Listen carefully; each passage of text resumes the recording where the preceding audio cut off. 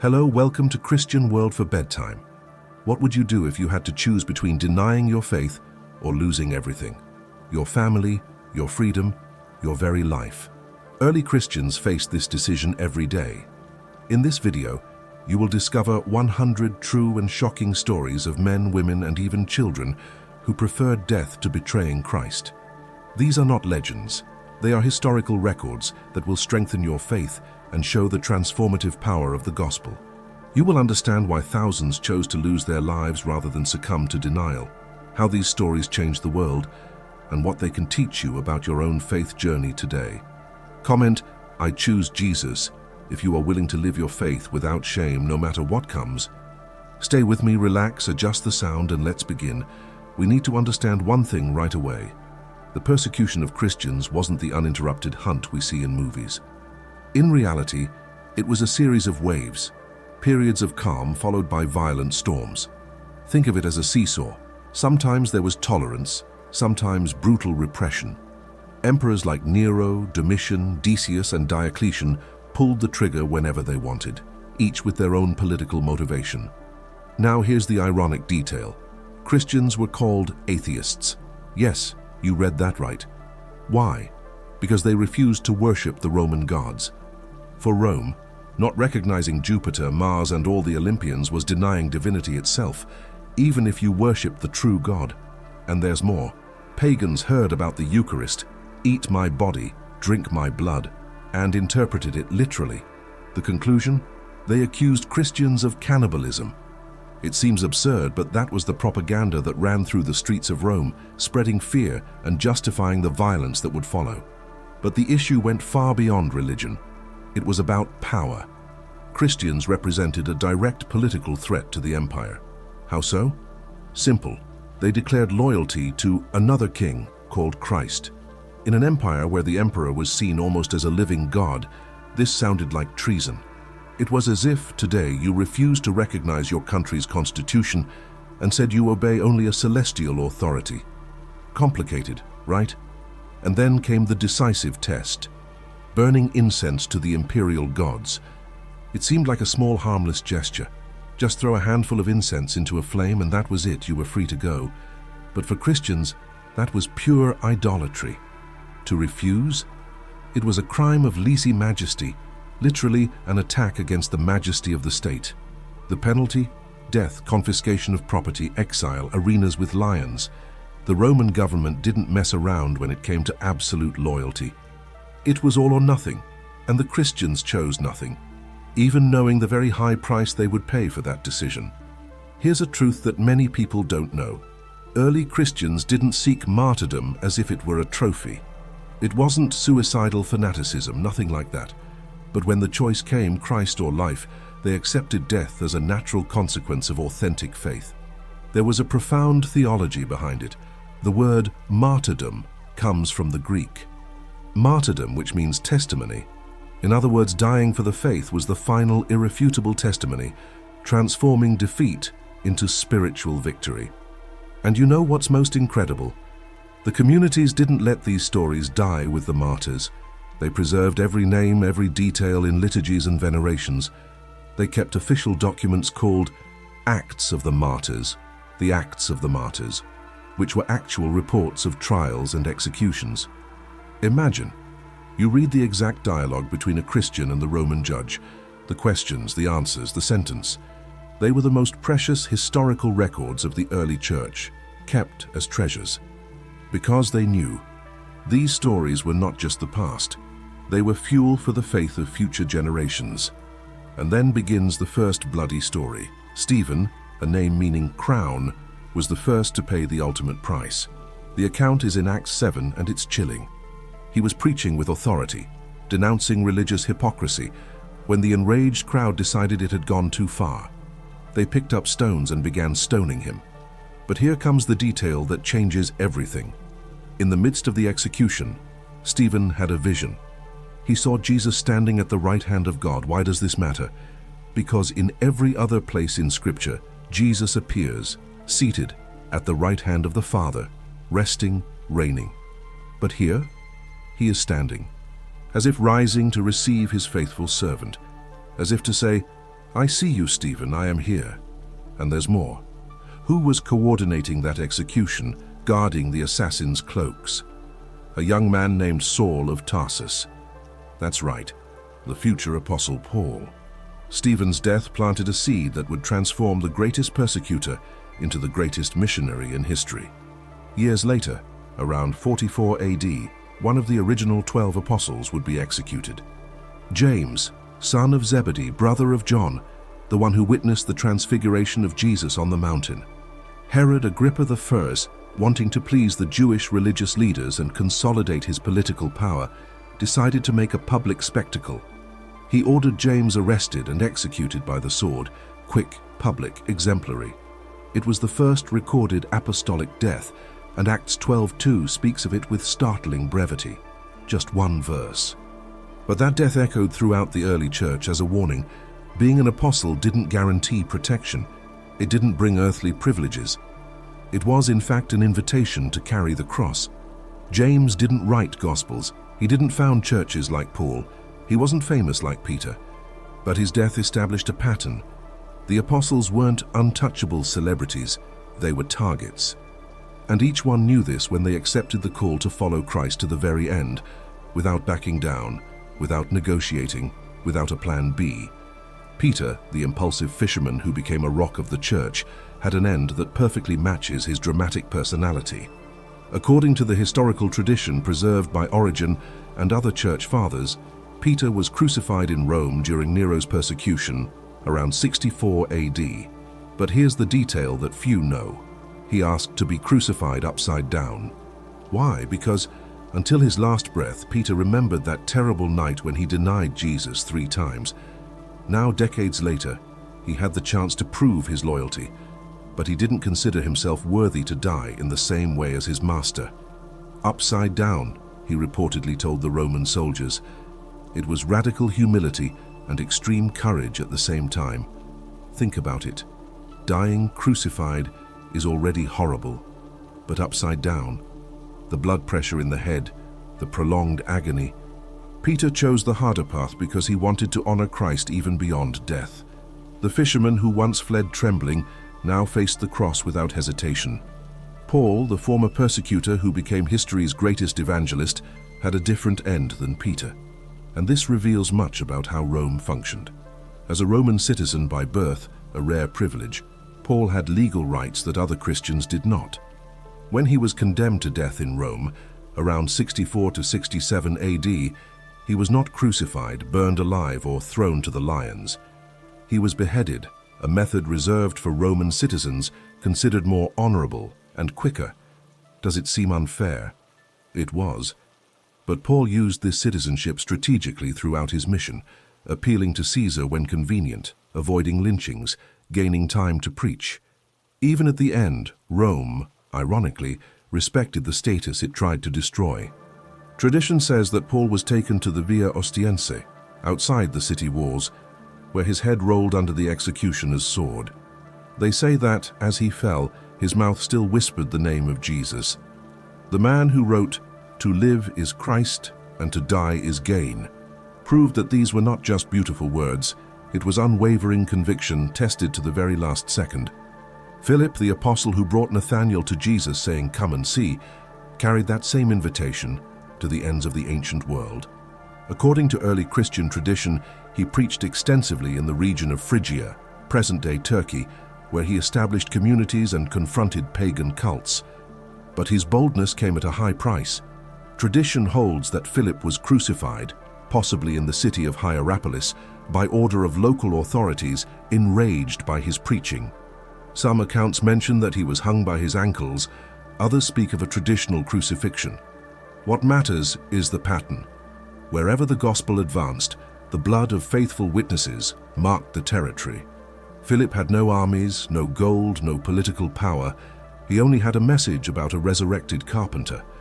And that is precisely what the darkness could not tolerate. He paid with his life for telling the truth in a region dominated by religious lies. Simple as that. Direct as that. Radical as that.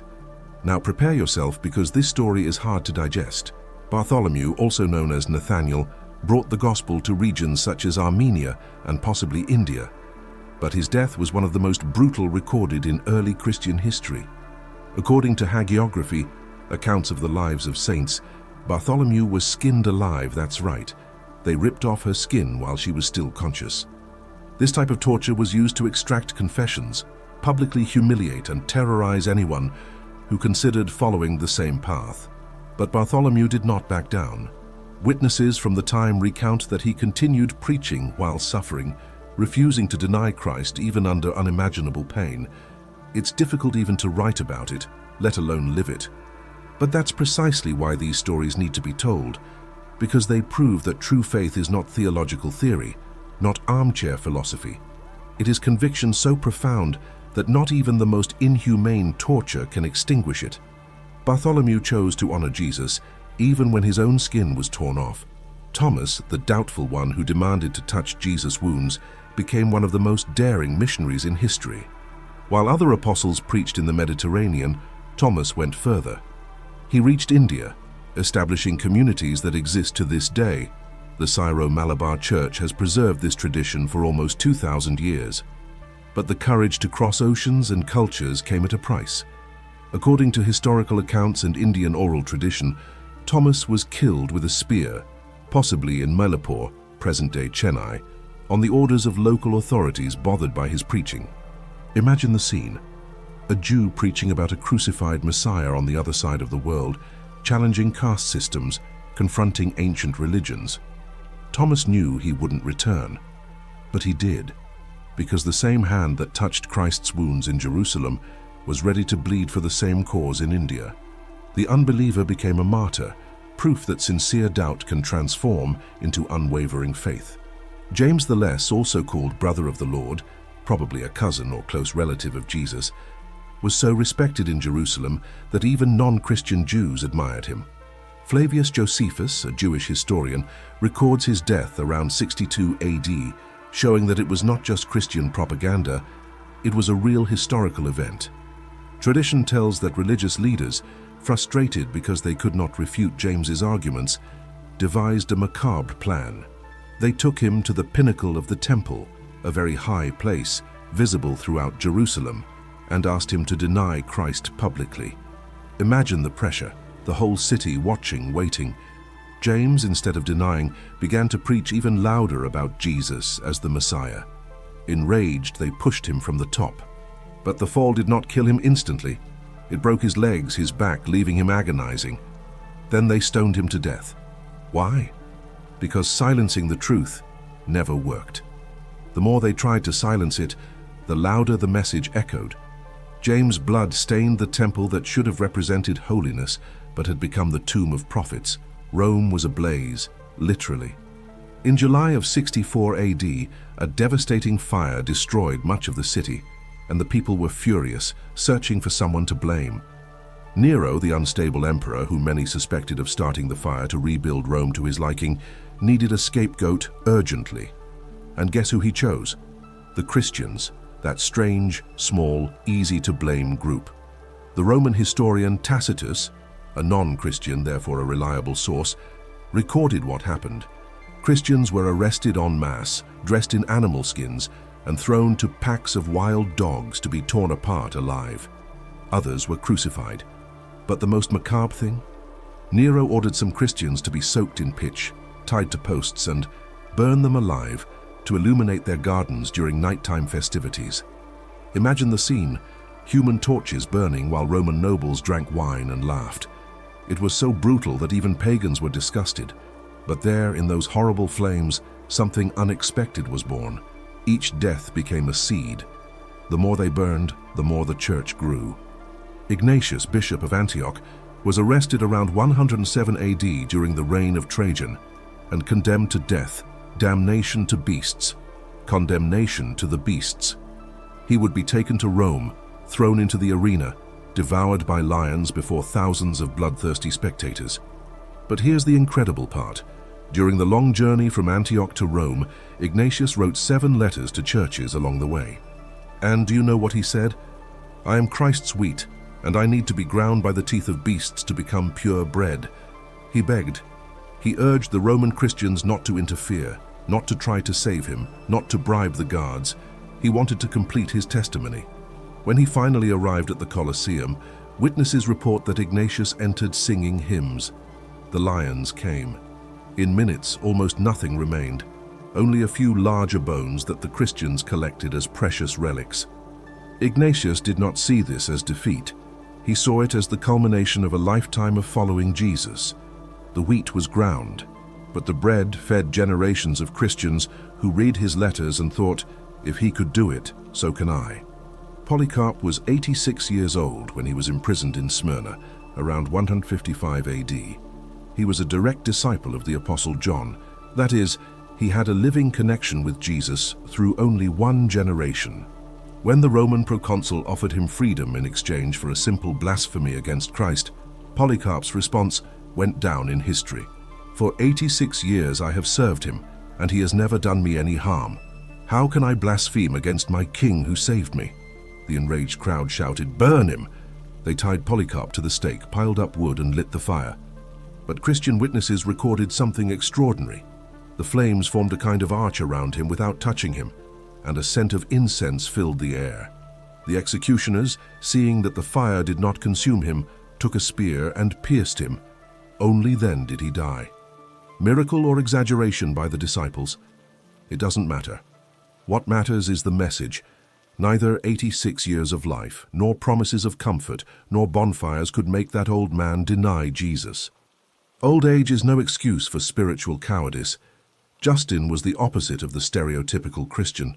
Born a pagan, he studied Greek philosophy deeply, Platonism, Stoicism, Aristotelianism, and was a respected intellectual who wore the traditional philosopher's toga. But he encountered Christ and realized that the truth he sought in books was incarnate in a person. He converted, but did not abandon philosophy. He used it to defend the faith with powerful, rational arguments. Around 165 AD in Rome, Justin was arrested along with 6 companions. The prefect Rusticus offered a simple way out: sacrifice to the gods and live. Justin replied, "No one in their right mind abandons the truth for a lie." He was brutally flogged and then beheaded, hence his name Martyr. But before dying, Justin wrote the famous Apologies. He defended Christianity with impeccable logic against Roman accusations. He proved that Christian faith is not anti-intellectual, it is profoundly rational. Today, almost 2,000 years later, his works are still studied in universities. The sword cut his throat, but it could not silence his ideas. Truth does not die, it multiplies. Blandina was a young, physically frail slave. In 177 AD, in the city of Lyon, present-day France, a wave of persecution swept through local Christians. Blandina was arrested along with others, and her tormentors thought she would be the first to break. After all, she was a woman, a slave, without rights. It should be easy to intimidate, right? Wrong. Completely wrong. Blandina was tortured from dawn till dusk, whipped, burned, stretched on the rack. Even her torturers grew weary and admitted astonishment. "We have never seen anything like it." But she repeated only one phrase: "I am a Christian, and nothing bad is done among us." Then they threw her into the arena tied to a post, exposed to wild bulls. She survived. Days later, they placed her in a red-hot metal chair. She survived. Finally, they wrapped her in a net and released a bull that gored her to death. Christian witnesses wrote, "The brethren saw in her Christ crucified, a nameless, powerless, defenseless slave, but with faith so unwavering that it made the Roman Empire seem weak."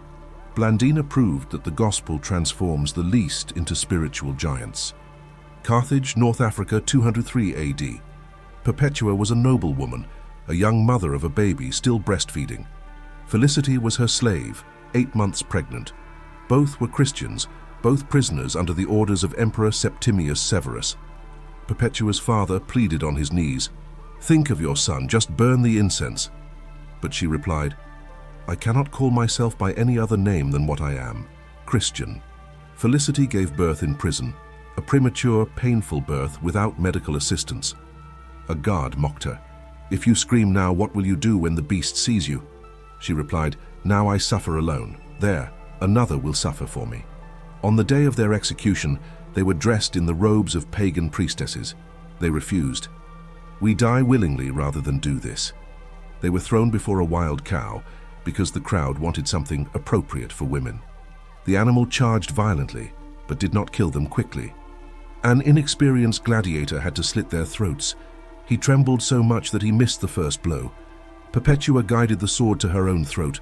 2 mothers, 2 deaths, 1 faith. Mother's milk and martyr's blood mingled in the sand of the arena, fertilizing the unstoppable growth of the church. Cyprian was a cultured, wealthy, and gifted orator who converted as an adult and quickly became bishop of Carthage. During the persecution of Decius 250 AD, he fled, a controversial decision that some criticized as cowardice, but Cyprian explained he did not flee out of fear, but to continue shepherding the church from afar through letters, keeping the Christians steadfast. Years later, under Emperor Valerian, a new persecution broke out. This time Cyprian did not flee. He knew his time had come. He was arrested, tried, and condemned to beheading. But consider his dignity. Cyprian gave 25 gold coins to the executioner as advance payment for the service. He blindfolded himself, knelt, and waited. The Christian crowd spread cloths around to collect every drop of blood. They considered it precious. The sword fell on September 14, 258 AD. Cyprian proved that temporarily fleeing is not cowardice if you return to face what needs to be faced. Courage is not never being afraid. It is doing the right thing even when fear screams for you to run. Lawrence was a deacon in Rome, responsible for the church's treasures. In 258 AD, Emperor Valerian ordered him to hand over all Christian wealth. Lawrence asked for 3 days. He returned with crowds of poor people, widows, orphans, and the sick, saying, "Here are the treasures of the church." The emperor was not amused. They condemned Lawrence to death by grilling, literally roasted alive over hot coals. And here the story gets impressive. According to tradition, in the midst of the horrific ordeal, Lawrence said to the executioner, "You can turn him over. This side is already cooked." Dark humor, delirium from pain, or superhuman courage that even in torment mocked death. Whatever the explanation, the message echoed for centuries. The empire had the power to burn bodies, but it couldn't touch the soul. Lawrence died laughing, literally, in the face of tyranny. His death converted so many Romans that officials were alarmed. Torture as an intimidating spectacle, total backfire. It became Christian propaganda. The more cruel they were, the more curious people wanted to know. What kind of faith is this that makes someone laugh on the grill? Diocletian was the last and most brutal persecutor. In 303 AD, he issued 4 progressively more severe edicts. First, to destroy churches and scriptures. Second, to imprison clergy. Third, to force sacrifices. Fourth, to torture and kill all Christians who resisted. It was systematic genocide, 10 years of concentrated horror. Entire cities were razed. In Phrygia, soldiers locked Christians inside a church and set the building on fire. Men, women, children, all burned alive. In Alexandria, Christians were beheaded in an assembly line, so many that the executioners took turns because their arms grew tired. In Egypt, the number of martyrs was so absurd that the Coptic Church still counts the years by the calendar of martyrs, beginning in 284 AD, the start of Diocletian's reign. But here's the historical plot twist. Diocletian failed completely. After 10 years of industrial massacre, he abdicated in 305 AD, sick and frustrated. And just 8 years later, Constantine legalized Christianity with the Edict of Milan, 313 AD. The empire spilled rivers of Christian blood trying to extinguish the faith, and only succeeded in watering it. The church emerged from that furnace purified, strengthened, unstoppable. The night of July 18, 64 AD, marked the beginning of the nightmare. Rome burned for 6 days and 7 nights, consuming 10 of the city's 14 districts. While the people wept as they watched everything turn to ashes, rumors circulated through the streets. Nero had started the fire to clear areas and build his golden palace, the Domus Aurea. The emperor urgently needed a scapegoat, and the Christians, small, strange, easy to hate, fell into the perfect trap. They were the ideal scapegoat. They had no political power, refused to worship Roman gods, and met in secret. Nero pointed the finger and decreed, "The Christians set Rome on fire." It was a blatant lie, but it worked. The population, desperate for revenge, believed it, and what followed transformed Rome into a city of horrors that even Dante could not have imagined. Blood was about to flow in the imperial streets. But Nero didn't stop at the arson charge. He invented something even more wicked.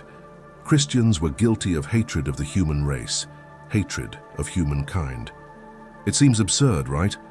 How could a group that preached love for one's neighbor hate humanity? But Roman propaganda was both brilliant and diabolical. Christians didn't participate in pagan festivals, didn't honor the city's gods, didn't burn incense to the emperor. To the Roman mentality, this meant rejecting their own society, desiring its destruction. "They hate us," the pagans said. "That's why the gods are angry and sent fire." It was first-century fake news, spread with deadly efficiency. And the people bought the narrative completely. Christians became monsters in the eyes of Rome, subhumans who deserved any punishment. This psychological dehumanization prepared the ground for atrocities that no normal human conscience would accept. When you convince a crowd that someone is a monster, any cruelty becomes justice. Nero's imperial gardens, normally places of beauty and elegant festivities, became the scene of nightly terror. Imprisoned Christians were tied to tall posts, soaked in oil, pitch, and other flammable substances. Then at nightfall, Nero's servants lit the human torches. Imagine bodies burning alive, screams echoing through the perfumed gardens, while Roman nobles strolled peacefully, conversing about politics and philosophy under the light of those horrific flames. Tacitus, a Roman historian he was not a Christian, he recorded this with evident discomfort. Even he, a staunch pagan, admitted that it was far too cruel. But Nero found it amusing. It was decorative lighting and exemplary punishment at the same time. Roman efficiency applied to sadism. Each burning body was a clear message. This is the fate of those who defy Rome. But there was something Nero hadn't considered. Each human torch was also a seed of faith shining in the darkness, silently saying that there are things worth dying for. To vary the entertainment, Nero devised another macabre spectacle. Christians were sewn inside the skins of wild animals, bears, wolves, boars, still bloody and fresh. Then, packs of hunting dogs trained to tear apart prey were released. The dogs, smelling the animal blood, attacked with instinctive fury. They didn't distinguish that there were humans inside. They tore, bit, ripped pieces off while the crowd watched and applauded. Men, women, young, old, it didn't matter. Everyone became meat for hungry dogs. What is most shocking is not only the physical cruelty, but the creativity of evil. Nero didn't just want to kill. He wanted to humiliate, dehumanize, literally transform Christians into animals. It was psychological torture combined with physical torture. But there's an important historical detail. The more Nero increased the cruelty, the more Romans began to question. Would such dangerous people die like that, singing and praying? Doubt began to crack the wall of propaganda. Nero's circus, the site of today's majestic St. Peter's Basilica, became the stage for industrial crucifixions. It wasn't one or two crosses, there were hundreds lined up like telegraph poles along the arena. Christians of all ages were nailed to the wood under the scorching Roman sun, agonizing for hours or days until asphyxiation and dehydration killed them. The smell of blood, urine, and death filled the air, and the crowd? They watched as if it were a normal show. Crucifixion was a method of execution reserved for slaves and the lowest criminals. It was the ultimate dishonor. But Christians died praying, forgiving their executioners, singing hymns even with nails piercing their wrists and feet. Pagan witnesses recorded their astonishment. How can they die like that? It's too ironic. The place where thousands died crucified became, centuries later, the world center of Christianity. The cross that was a symbol of shame became an emblem of victory. The blood spilled in Nero's circus sanctified that ground in a profane way. Peter probably died there, and today his tomb lies directly beneath the main altar of the basilica. Nero wanted a complete spectacle, so he included Christian women in the arena executions, but with an even more perverse twist. He dressed them as gladiators or mythological characters, forcing them to fight against beasts or professional gladiators. It wasn't real fighting, it was staged massacre. Defenseless women with fake swords or flimsy nets, facing hungry lions or enraged bulls. The audience thrilled to see female bodies being torn apart, treating real suffering as theater. Some traditions speak of martyrs like Perpetua and Felicity, although they died later in 203 AD, but the pattern began here, using women in public spectacles to maximize humiliation. In the Roman mentality, a virtuous woman should stay at home, hidden away.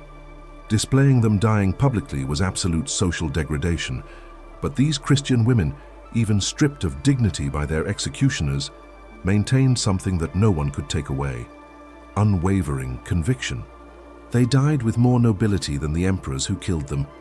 Perhaps the most tragic thing of all, entire families were executed together. Parents watched their children die. Children saw their mothers being torn apart. Babies were ripped from their arms and killed in front of their mothers before the mothers themselves were executed. Nero made no distinction of age or condition. If you were a Christian, you were marked. It didn't matter if you were 5 or 80 years old. There are accounts of small children being thrown alive into bonfires, while bound parents were forced to watch. Others speak of families crucified in sequence, side by side, transforming bonds of love into ultimate psychological torture. Why so much evil? Because Nero wanted to exterminate Christianity at its root. If he only killed adults, the children would grow up and continue. So, he eliminated entire generations. But he underestimated something. Other families saw this and thought, what kind of faith is this that parents teach their children even knowing that it could cost everyone's lives? Family martyrdom became an even more powerful testimony. And Nero? He didn't delegate everything. He personally appeared at executions seated in privileged boxes, drinking wine while Christians died. He treated genocide as an afternoon entertainment. Sometimes, according to accounts, he dressed as a charioteer and participated in the games, driving chariots around the arena while bodies were torn apart. It was pure sadistic spectacle. Nero thought he was consolidating power, showing strength, intimidating enemies. But in reality, he was digging his own grave. The excessive cruelty began to generate revulsion even among pagan Romans. Tacitus wrote that, although Christians were guilty in his view, the punishment aroused compassion, for it seemed not to be for the public good, but to satisfy the cruelty of one man. Public opinion was beginning to shift. Nero thought he was erasing Christianity. He was, unknowingly, creating martyrs whose memory would be immortal. Who remembers Nero today as a monster, and the Christians he killed as heroes? After years of systematic persecution, the Christian community in Rome was bleeding, torn apart, seemingly on the verge of total collapse. Many leaders were dead, families were destroyed, meeting places were discovered and burned. It would seem that Nero had won, that Christianity would be just a footnote in Roman history. But something extraordinary happened. The church did not die. It went deep underground. Catacombs, secret houses, codes, meetings before dawn. They developed discrete symbols like the fish, ichthys, to recognize each other without drawing attention. They whispered passwords, they hid scriptures, and incredibly, they continued to grow. New converts appeared, precisely because the courage of the martyrs impressed them. What power is this that makes people face singing lions? The persecution that should have exterminated ended up purifying and strengthening. It was spiritual natural selection. Only the truly convinced remained. And these, even few, were unstoppable. Rome would learn you can kill Christians, but you cannot kill Christianity. Christian historical tradition, confirmed by ancient sources such as Eusebius, Jerome, and Tertullian, places the deaths of Peter and Paul precisely during this horrific period of Nero's persecution between 64 and 67 AD. These were not random executions, they were strategic targets. Peter, leader of the church in Rome; Paul, an unstoppable missionary; Nero wanted to decapitate, literally, the Christian leadership. Peter crucified upside down in Nero's circus. Paul beheaded on the Via Ostiense for being a Roman citizen. 2 deaths, 2 methods, same objective, to silence the gospel. But consider the historical irony. Today, Rome, the capital of the empire that killed them, is the world center of Christianity. St. Peter's Basilica is built over the supposed tomb of the apostle, the Church of St. Paul outside the walls marks where he was martyred. The two defeated became the literal foundation of Christian Rome. Nero, the victor, he committed suicide 4 years later in 68 AD, hated by his own people. He died fleeing like a coward. Peter and Paul died standing firm. Who truly won? Decades passed. The generation of the apostles died, but new leaders arose, disciples of disciples, second-generation witnesses. Ignatius of Antioch was one of them. A highly respected bishop, leader of one of the most important churches in the ancient world. Around 107 AD, during the reign of Trajan, he was arrested by Roman authorities. The accusation? Being a Christian. The sentence? Damnation to beasts, condemnation to the beasts. But he would not be executed locally. He would be sent to Rome, crossing the entire empire in chains to die in the Colosseum as a public spectacle. It was the ultimate humiliation and anti-Christian propaganda. See what happens to the leaders of this sect. The journey would take weeks, passing through coastal cities. Ignatius was being led to certain, slow, public death. But he did not cry, he did not beg, he did not try to escape. On the contrary, he saw it as a spiritual coronation. The chains on his wrists, they were spiritual pearls, he said.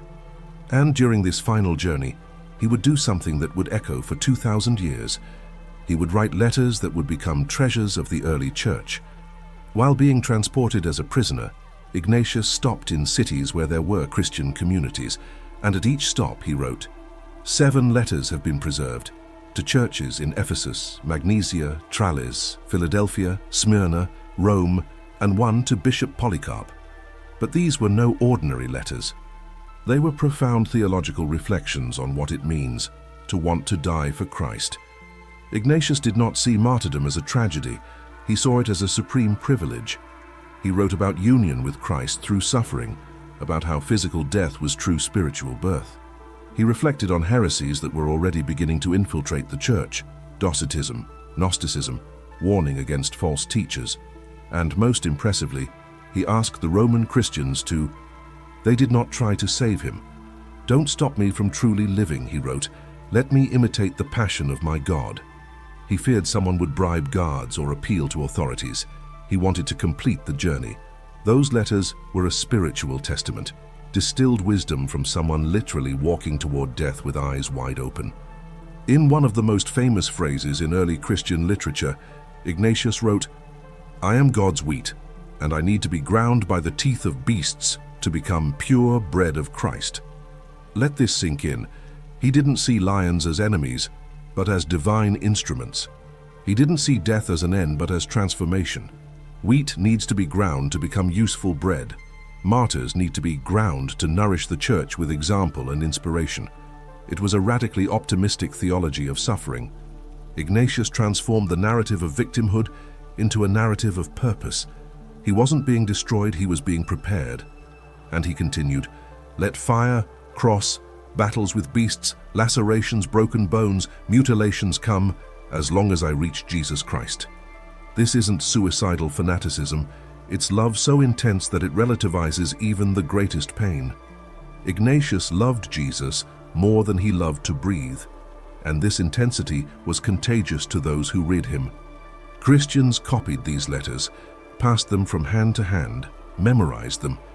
Ignatius's journey to death became a school of living faith. When he finally arrived in Rome, Ignatius was taken to the Colosseum before thousands of spectators thirsty for blood and spectacle. They threw him into the arena. The gates opened, hungry lions were released, and Christian witnesses hidden in the crowd recorded, Ignatius entered singing hymns, arms outstretched, as if receiving friends. The lions charged. In minutes it was all over. His body was almost completely devoured. Only a few larger bones remained, which Christians managed to secretly collect afterward, keeping them as sacred relics. For Rome, it was just another criminal eliminated. For the Church, it was a saint crowned. Ignatius achieved what he wanted. He imitated the passion of Christ to the end. And the impact? Those 7 letters written on the way to his death continued to circulate, being read in liturgies, teaching generations. He died, but his voice remained alive. The wheat was ground, the bread fed multitudes, mission accomplished. Decades later, around 155 AD, in the city of Smyrna, present-day Turkey, lived an elder named Polycarp. He was no ordinary leader. He was a direct disciple of the Apostle John. In other words, there was only one a generation between him and Jesus. Polycarp had heard first-hand stories, touched hands that had touched Christ. At 86 years old, he was a living link to the apostolic era, a walking memory of the early church. But his advanced age would not protect him. When local Roman authorities decided to purge Christians to appease the pagan crowd, Polycarp became a prime target. They arrested him and took him to the public stadium. The proconsul, even with a certain respect for his age, offered an easy way out. Just swear by Caesar, blaspheme against Christ, and you are free. It was just a phrase, a few seconds of empty words. No one needed to know if he truly believed or not. But Polycarp looked the proconsul in the eye and uttered words that would go down in Christian history as a battle cry of unwavering faith. For 86 years I have served him, and he has never done me any harm. How can I blaspheme against my king who saved me? Polycarp's answer echoed through the stadium, silencing even those who shouted for his death. It was implacable logic. A lifetime of reciprocal fidelity could not be betrayed for convenience in the final chapter. Polycarp was not defending abstract theology. He was defending an 86-year personal relationship. Would you betray your best friend to save your own skin? He wouldn't betray his. The proconsul insisted, threatening with wild beasts, with fire. Polycarp remained firm. The crowd, enraged by his stubbornness, shouted, "Burn the atheist! Burn the atheist!" Ironic to call a Christian an atheist, isn't it? Then they began piling wood around a stake in the center of the arena. Polycarp calmly walked there, refusing to be tied up, saying he would stand firm. And as they lit the fire, he prayed aloud, thanking God for the privilege of joining in the cup of Christ and being counted among the martyrs. Then the flames rose. But here the story becomes extraordinary. Christian witnesses who were present and later wrote the Martyrdom of Polycarp, a precious document, reported that the flames did not touch his body. The fire formed a kind of arc, like a sail inflated by the wind, around him without consuming him. Furthermore, a scent of incense, baking bread, or aromatic spices, accounts vary, spread through the arena, replacing the expected smell of burning flesh. The crowd was disturbed, the executioners too. This was not normal. Then the executioner took a spear and pierced Polycarp through the chest. Only then did he die. The blood gushed out with such force that it extinguished the flames around him. Now, we can debate whether there was a literal miracle or whether it was pious exaggeration by the disciples in writing. But you know what isn't an exaggeration? The courage of an 86-year-old man to prefer to die, burned alive, rather than deny Jesus. That is the undeniable historical fact. And that in itself is miraculous enough. The account of Polycarp's death, called the Martyrdom of Polycarp, the Martyrdom of Polycarp, is one of the oldest and most important documents on Christian martyrdom outside the New Testament. It was written by the church in Smyrna shortly after his death, in the form of a circular letter to other Christian communities. It is not fanciful medieval hagiography. It is a contemporary account, with names of witnesses, dates, and verifiable details. And it established a pattern. The church began to systematically document the deaths of its martyrs, preserving their memory, teachings, and last words. These texts were read in liturgical gatherings copied by hand and passed from church to church. They served as encouragement. If he could do it, we can too. Theological instruction, see how to face suffering, and silent propaganda, this is real Christianity. The Martyrdom of Polycarp specifically influenced all subsequent martyrological literature. It became a template. And even today, almost 2,000 years later, you can read that document and feel the urgency, the fear, the courage, and the faith of those early Christians writing while still processing the loss of their beloved leader. We move forward to 165 AD, Rome, where a man unlike any previous martyr would be executed. Justin was not born a Christian, he was born a Samaritan pagan, a restless intellectual seeker who deeply studied Greek philosophy. He tried Platonism, unsatisfied; Aristotelianism, incomplete; Stoicism, cold; Pythagoreanism, too mystical.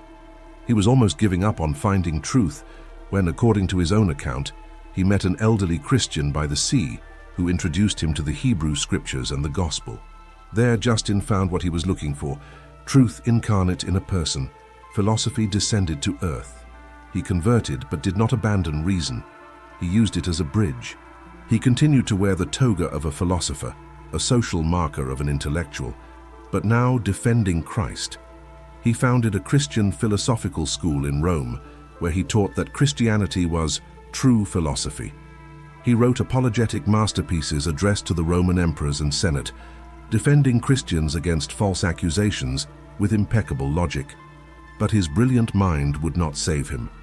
A philosophical rival, Crescentius, denounced him to the authorities. Domitian, emperor from 81 to 96 AD, had an ego that would make any modern dictator seem modest. He didn't just want political respect, he wanted literal religious worship. He demanded to be publicly called Lord and God, Lord and God. It wasn't an empty honorific title, it was a theological imposition. Coins minted with his face bore these words. Official decrees began by invoking his divinity. Temples were erected in his honor, where citizens were to offer sacrifices as they would to Jupiter or Apollo. For the polytheistic Roman mentality, adding another god to the collection wasn't a big problem. The pantheon was already full anyway. But for monotheistic Christians and Jews, it was an absolute insurmountable red line. There was only one Lord, only one God, and it wasn't Domitian. Then the tug-of-war began. The emperor demanded what Christians could never give. And Domitian, unlike Nero, who was cruel but chaotic, was methodical, systematic, and ruthless. He didn't just want to kill Christians, he wanted to eradicate the very idea of loyalty to an authority superior to the Roman state. And so Christian refusal became an automatic political crime. Not sacrificing to the deified emperor was no longer a private religious matter. It was public treason, rebellion against the divine order of the empire, in the Roman view. Imagine the pressure. All it took was throwing a handful of incense, murmuring a few words, and you were free to live in peace. Your children would be safe. Your business wouldn't be confiscated. Your reputation would remain intact. It was such a small, quick gesture. What difference does it make? The pagans argued. Your God won't care about a little diplomatic lie. But Christians understood something profound that escapes most. Loyalty is non-negotiable. Either Christ is Lord of all or is not Lord of nothing. There is no comfortable middle ground, so they refused. And they paid dearly. Entire families were placed on proscription lists, property confiscated, exile, execution, all because they refused to call a mortal, corrupt, narcissistic man God. The question echoed, is it worth it? And each martyr answered with their own life, yes, 1,000 times yes. In this climate of Domitian paranoia, around 95 AD, one of the last living apostles was captured. John, the beloved disciple, already elderly, was imprisoned and exiled to the island of Patmos, an arid volcanic rock in the Aegean Sea, used as a Roman penal colony. It wasn't a prison with bars, it was geographical isolation. Patmos was a place of forced labor in quarries, scorching sun, brutal conditions, zero hope of escape. Rome sent there those they wanted to punish without publicly executing them. It was a slow death from exhaustion and oblivion. John, the last living link with Jesus, was supposed to languish on that rock and die anonymously, erased from history. But Domitian made a fatal strategic error. He gave John time, solitude, and silence. And in these three ingredients, something extraordinary fermented. In that forced exile, surrounded by an endless sea and a stormy sky, John had apocalyptic visions that he recorded on parchment. The book of Revelation was born there, not as a mystical escape from reality, but as codified resistance, a prophetic manifesto against imperial tyranny. Domitian thought he was silencing John. In truth, he was giving him a cosmic stage. Revelation is not a random book of strange beasts and mysterious numbers. It is political and theological resistance against imperial worship, written in code that persecuted Christians understood perfectly, but Roman authorities could not decipher. Babylon was Rome. The beast was the idolatrous imperial system. The number 666 probably referred to Nero in Hebrew gematria. The letters of Nero Caesar add up to 6666. John was saying, Rome seems invincible, eternal, divine, but it is a temporary fraud. The true king, the Lamb who was slain, will return and judge all empires. It was a very dangerous message disguised in apocalyptic symbolism. If Rome had understood literally what John wrote, he would have been executed immediately. But Christians read and knew, hold on, do not worship the beast. Final victory is already guaranteed. Present suffering is real but temporary. Christ has conquered, will conquer, and will reign. Revelation was not theological entertainment. It was a survival manual for the church under fire. And even today, 2,000 years later, when Christians face persecution in every corner of the world, it is to this book that they turn seeking hope. But the Domitian persecution didn't only target anonymous Christians from the lower classes. It reached even the imperial family itself, proving that social position didn't protect anyone if faith prevailed. Flavius Clement, Domitian's own cousin, consul of Rome, a member of the absolute elite, was executed for atheism, the Roman code term for Christianity. Imagine the scandal. One of the most powerful men in the empire, blood of the imperial family, refusing to worship his own cousin as a god. Clement had everything, wealth, power, a brilliant political future. But he found Christ and realized that all that was rubbish compared to the treasure he had discovered. When forced to choose between an imperial career and Christian faith, he chose Christ. He was executed discreetly to avoid a greater scandal, but the news leaked and echoed through Christian communities like a bomb. Even in Caesar's house there are saints. Paul had written this decades before, but now there was dramatic confirmation. If even cousins of emperors preferred death to denying Jesus, what excuse did ordinary Christians have to back down? None. And it didn't stop with Flavius Clemens. Flavia Domitilla, Domitian's niece, also confessed her Christian faith. Because she was a woman of the imperial family, she wasn't publicly executed.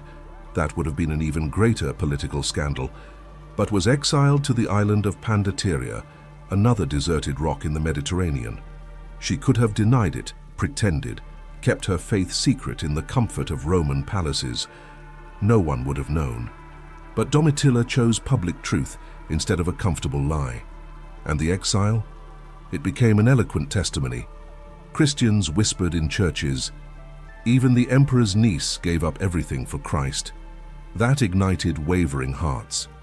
If Roman aristocrats accustomed to maximum luxury could give it all up, why should you, who don't have so much to lose, hesitate? Domitilla never wrote gospels, never preached to crowds, never founded churches. But her silent choice spoke louder than 1,000 sermons. Sometimes the most powerful testimony isn't what you say, it's what you're willing to lose for what you believe in. Domitian, paranoid like all tyrants, saw conspiracies everywhere. Christians, with their absolute loyalty to another king, were natural suspects. Accusations began to circulate. Christians met secretly, true but out of necessity, had their own codes, the fish, passwords, obeyed an invisible authority, Christ, formed an international network, the Universal Church. To Rome, this smelled of a very dangerous political conspiracy. It didn't matter that Christians were pacifists, that they paid taxes, that they even prayed for persecuting emperors. The mere existence of alternative loyalty was an intolerable threat. So Domitian authorized investigations, interrogations, and torture to extract information about secret plans. Of course, they found nothing because there was no real political conspiracy. But the absence of evidence didn't matter. Suspicion alone justified repression. And so Christians lived under a constant cloud of distrust. Any meeting could be misinterpreted, any conversation denounced, any gesture of mutual aid seen as a subversive organization. It was a Kafkaesque atmosphere of presumed guilt, where innocence did not guarantee safety. But here is the crucial difference between Nero and Domitian. Nero was explosive, chaotic, cruel, with a sadistic impulse. Domitian was cold, calculating, systematic. The Neronian persecution was violent, but relatively short and geographically limited, mainly Rome. The Domitian persecution was less spectacular, but more lasting, more organized, and more widespread throughout the empire. Domitian created legal precedents, bureaucratic procedures, and networks of informants. He transformed persecution from emotional pogroms into rational state policy. And this, ironically, was more dangerous in the long run. You can survive the explosion of fury by waiting for the storm to pass.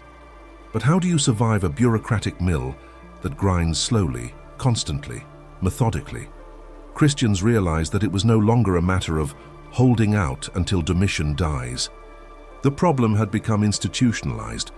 They needed to develop not only courage for individual martyrdom, but long-term community survival strategies.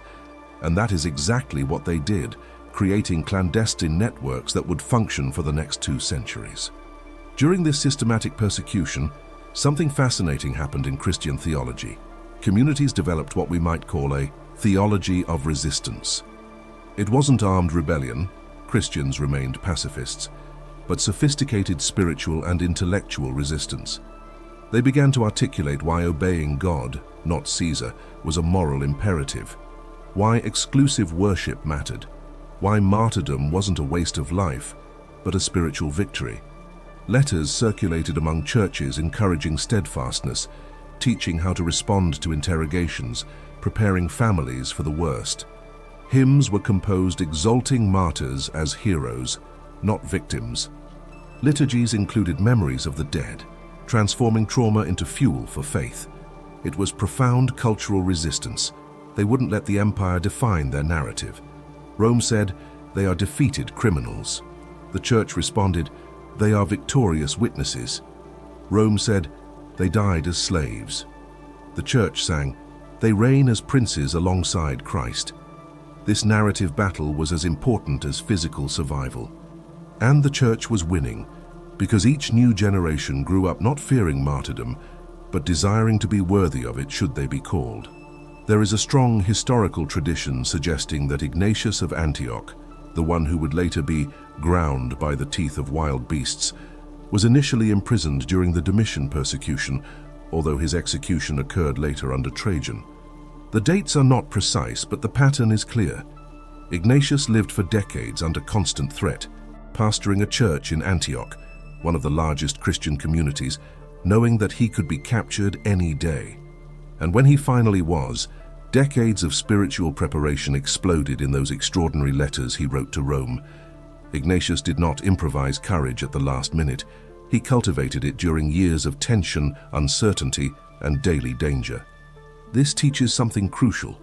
The glorious martyrdom we see is the result of anonymous faithfulness that no one sees. Ignatius faced lions with courage because he had already faced 1,000 inner lions in previous years: fear, doubt, temptation to flee, exhaustion. Winning the public arena was a consequence of winning invisible private arenas. The question for us: what inner lions are you facing today that no one sees, but that are forging character that will one day be publicly tested? Domitian was assassinated in 96 AD, a victim of a palace conspiracy. Trajan took over in 98 AD and brought a different approach, less paranoid, more pragmatic, but equally deadly for Christians. He established an official policy documented in an exchange of letters with Pliny the Younger. Christians should not be actively pursued by the authorities, but if accused and brought to trial, they should be punished if they refused to sacrifice to the gods. It seems milder, but it was just a different kind of efficient wickedness. Consider the perverse genius. Rome saved resources by not maintaining a police force persecuting Christians 24/7. But it created a climate of community terror because any envious neighbor, resentful debtor, or business competitor could denounce you as a Christian, and then you would be forced to choose apostasy or death. Trajan transformed persecution from state-sponsored hunts into decentralized social lynching, and it worked terribly well. Christians didn't know who to trust. Was that kind neighbor a spy? Was that client a potential informer? Social paranoia has taken hold, eroding trust even within communities themselves. Pliny the Younger, governor of Bithynia, modern-day Turkey, found so many Christians in his province that he was confused about how to proceed.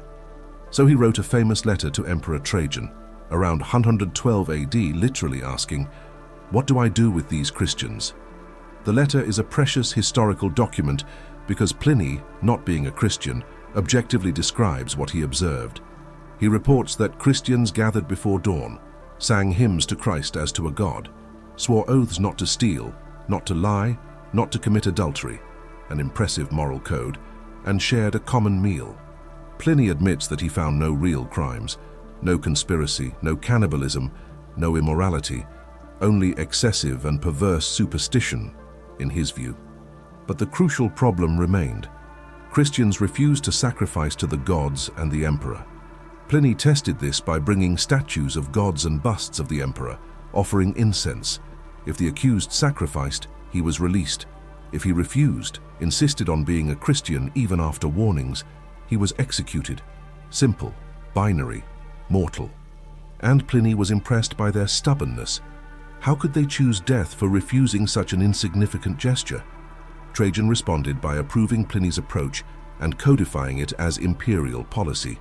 Not to actively seek out Christians, it would be a waste of resources, but if they were formally denounced and refused to sacrifice, they should be punished. Oh, but anonymous denunciations were not to be accepted, to avoid total chaos of false accusations. Only signed denunciations with an identified accuser. It seems fair, but it created a perverse system, because now there was an incentive to denounce Christians openly. You could inherit confiscated property, eliminate commercial competitors, take revenge on personal enemies, all under the guise of imperial loyalty. And Christians lived under the sword of Damocles. They could fall at any moment, depending on the mood of their neighbors. It wasn't a matter of whether you would be reported, but when some communities tried to live extremely discreetly, almost invisibly, others decided that hiding was a form of cowardice and continued meeting, preaching, evangelizing, accepting the risk. And many paid with their lives for this holy audacity. But the church continued to grow because their courage was more effective publicity than any planned missionary campaign. This climate of denunciation poisoned the social fabric in regions with significant Christian populations. Brothers distrusted brothers. Families were divided, son denouncing father, wife betraying husband, all due to social pressure or promises of reward. Jesus had prophesied, "I have come to bring division. A man's enemies will be those of his own household." And it was being fulfilled literally. Christians developed password systems, secret symbols, the fish, anchor, shepherd, meetings before dawn or late at night, clandestine communication networks. They lived as an underground resistance in enemy territory, and this created intense solidarity. You only fully trusted those who also risked their lives for the same faith. Bonds formed under persecution are infinitely stronger than friendships of convenience. The early church had deep communion, not despite persecution, but because of her shared suffering forges true family. Today, in countries where Christianity is culturally accepted, this intensity is often lacking. Perhaps because when following Jesus costs nothing, it ends up not being worth much either. Ignatius of Antioch was finally captured during the reign of Trajan. Whether at the end of the Domitian persecution or the beginning of the Trajanian one, he fell into the net of this policy of denunciation and trial. And as we have already seen, he was condemned to damnation to beasts. He was sent to Rome. We have already recounted his journey and martyrdom, but it is worth highlighting the context. Ignatius was not an exception. He was an example of thousands whose names we do not know. For every famous Ignatius whose letters we preserve, there were hundreds of anonymous Christians who died equally courageously, but without scribes to document them. Ignatius represents an uncountable multitude, and this should humble and inspire us. You don't need to be famous, write brilliant theological letters, or have the gift of oratory. You only need to be faithful where God has placed you, with what He has given you.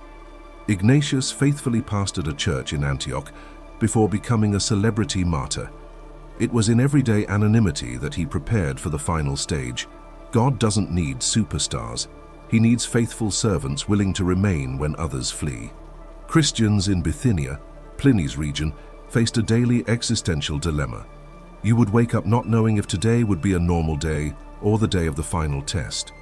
A knock on the door could be a neighbor asking to borrow salt or a soldier with an arrest warrant. And when they took you before the magistrate, there were those terrible minutes of decision. Take the offered incense, throw it into the flame, murmur, "Caesar is Lord," and go home.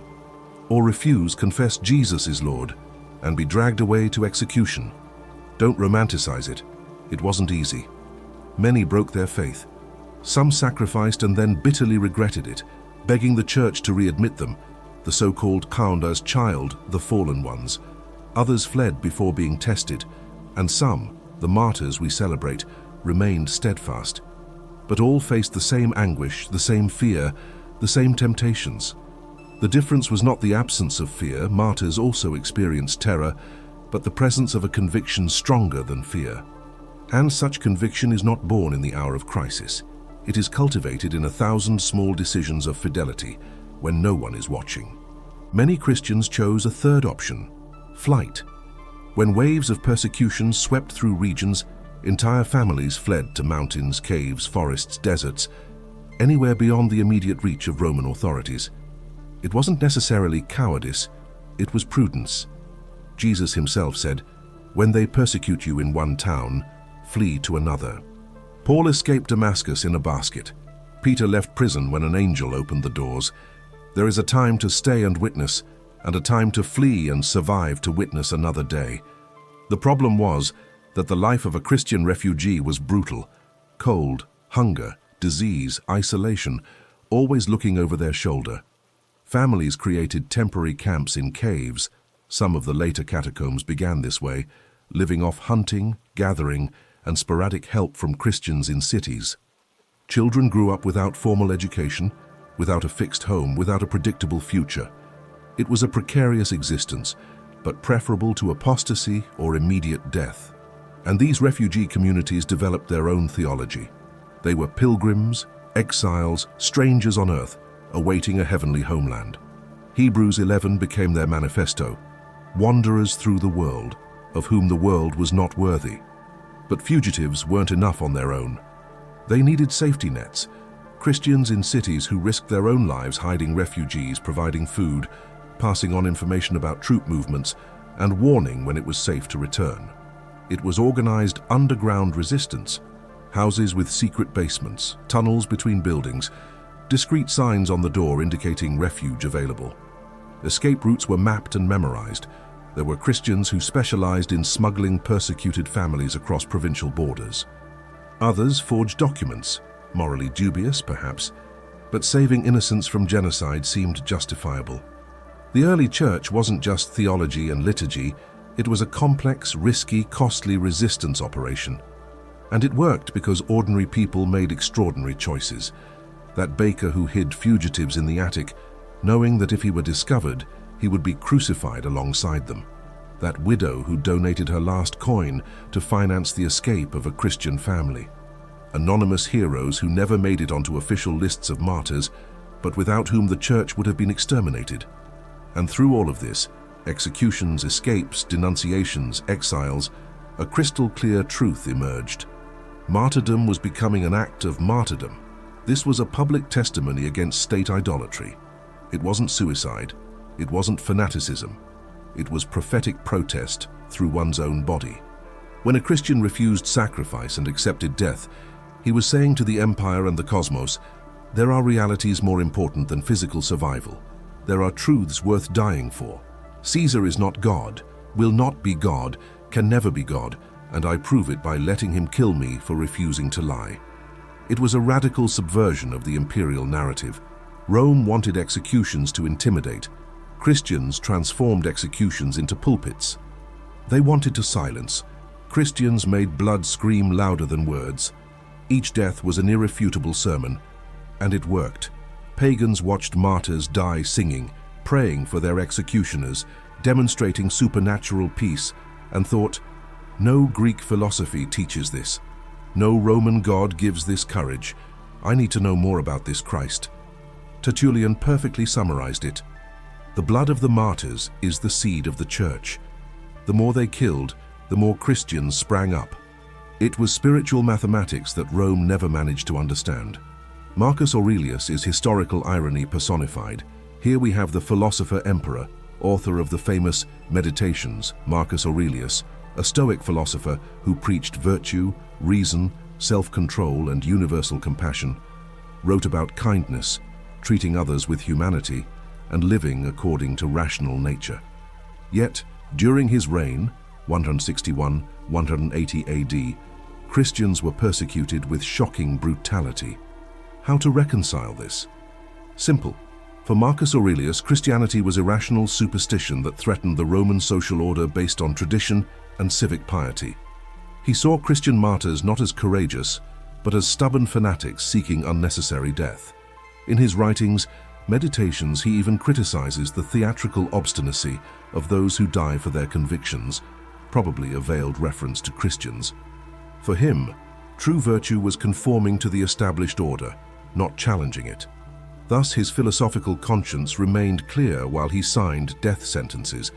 This teaches something disturbing. You can be intellectually sophisticated, morally rigorous with yourself, philosophically profound, and still be an instrument of terrible injustice. Intelligence without revealed truth is insufficient. Human wisdom without Christ remains blind. In 177 AD, in the city of Lyon, Gaul, present-day France, one of the most violent persecutions of the 2nd century erupted. Lyon was an important commercial center, multicultural, with a growing Christian population that was beginning to bother local authorities and pagan crowds. Rumors circulated, the same old ones: Christians were cannibals, incestuous, atheists, traitors. Tension increased until it exploded into a pogrom. Crowds began attacking Christians in the streets, dragging them to the public forum where they were beaten, spat upon, and stoned. Authorities, seeing the turmoil, intervened, but not to protect Christians, to officially prosecute. They arrested dozens. Interrogations began with standard torture: whippings, racks, where limbs are stretched until dislocated, iron claws tearing flesh, red-hot metal chairs. The objective? To force apostasy or extract confessions of imaginary crimes. But something extraordinary happened. The more they tortured, the more Christians remained steadfast. And some specific cases became legendary, documented in a moving letter that the community of Lyon sent to churches in Asia Minor. A precious historical document that preserves eyewitness accounts of those horrors. Among the prisoners was Pothinus, Bishop of Lyon, an impressive 90 years old. 9 decades of life, decades faithfully shepherding, now being dragged away by soldiers like a common criminal. They took him before the governor, who sarcastically asked, "Who is the God of the Christians?" Pothinus, physically weak but spiritually strong, replied, "If you are worthy, you will know him." The crowd raged. They began to beat him, punches, kicks, blows with sticks and stones. Soldiers did not intervene, they participated. Pothinus, almost dead, was thrown into prison, where he died 2 days later from his injuries. 90 years faithfully serving Christ, and the end was brutal, humiliating, painful. But for Pothinus, this was not a tragedy. It was a crowning achievement. He had run the race, kept the faith, and now received the crown of righteousness. His death echoed through Gaul like a silent cry. If a 90-year-old man can stand firm under mortal beating, what excuse do you have to back down in the face of minor discomforts? Pothinus preached his final sermon, not with words, but with spilled blood. But the absolute star of the Lyon martyrs was Blandina, a young slave, physically frail, socially invisible. No one expected anything from her. Her own Christian mistress, also imprisoned, feared that Blandina would break under torture because she was too weak. The executioners thought it would be easy. They would start with her, making her quickly renounce Christ to demoralize the others. Monumental mistake. Blandina was tortured from dawn to dusk, with torturers rotating because the executioners themselves grew tired. Whippings until her back was raw flesh, burns all over her body. stretched on the rack until her joints began to separate. And throughout all this, she repeated only one phrase: "I am a Christian, and nothing bad is done between us." She did not scream for mercy. She did not curse her executioners. She did not deny Christ. Only that simple confession repeated like an unwavering mantra. Witnesses reported that she seemed not to feel pain, as if another force sustained her from within. The torturers themselves admitted public astonishment. "We have never seen anything like it. A nameless, powerless, defenseless slave, but with such unwavering faith that she shamed the entire Roman Empire." In the following days, they threw Blandina into the arena as part of the public show. They tied her to a cross-shaped post, a deliberate irony to mock Christians, and released wild animals: bulls, lions, bears. The crowd expected instant carnage, but the animals didn't touch her. They circled, sniffed, roared, but didn't attack. It was as if something invisible prevented them. The crowd's frustration grew. They took her down from the post and returned her to the dungeon. Days later, they tried again. This time, they placed her in a red-hot iron chair, a torture method where the victim is literally roasted alive. Blandina survived. Finally, on the last day of the games, they brought her back along with a young Christian named Ponticus. They wrapped Blandina in a net and released a wild bull that gored her repeatedly until she died. But Christian witnesses wrote something extraordinary. The brothers saw, through her, the one who was crucified for them, convinced that everyone who suffers for Christ has eternal communion with the living God. Blandina was no longer just a slave. She was an icon of the suffering Christ. Blandina became an instant symbol, not only of general Christian resistance, but specifically of female resistance, in a world where women were considered weak, inferior, incapable of great courage. She shattered all stereotypes. She showed that spiritual strength does not depend on gender, social class, or physical appearance. The gospel radically levels the playing field. A tortured slave had the same dignity, the same importance, the same value as an emperor on the throne. Indeed, she had more, because she chose truth while emperors chose lies. Blandina's story was copied and read in churches throughout the empire, especially inspiring Christian women who faced double oppression: a pagan society that despised them for being women, and imperial persecution that killed them for being Christians. Blandina silently said, "You are stronger than you imagine. Christ in you is greater than any torture." And even today, almost 2,000 years later, her name resonates. How many Roman emperors can you list? But Blandina, an anonymous slave, is immortal. This is an inversion of the kingdom's values. The last shall be first. Another martyr of Lyon was Attalus, a Roman citizen, therefore with legal rights that should have protected him. When his citizenship was discovered, technically he could not be thrown to wild animals. He should be beheaded, a more honorable method. But the governor wrote to Emperor Marcus Aurelius requesting an exception, and Marcus Aurelius, the compassionate philosopher, replied, "Christians should be executed without distinction, regardless of citizenship." So Attalus was taken to the arena, seated on a red-hot iron chair, while the crowd shouted in Latin, "This is Attalus the Christian." He responded in Latin, loud enough for the audience to hear, "You are the ones who practice cannibalism, devouring one another with slander and injustice. We do no wrong." Then he was beheaded. Attalus had everything: citizenship, rights, the possibility of legal escape. But he refused any subterfuge. He preferred to die confessing Christ publicly rather than live denying him discreetly. It was a deliberate, conscious, costly choice, and that choice said, Christ is worth more than privileges, more than rights, more than life itself. Pothinus, Blandina, Attalus, and dozens of other martyrs of Lyon did not die in a vacuum. The surviving Christian community did something crucial. They documented everything. They wrote a long, detailed, and moving letter, addressed to churches in Asia Minor and Phrygia, describing each martyrdom, each torture, each last word. It was not merely a historical report. It was narrative theology.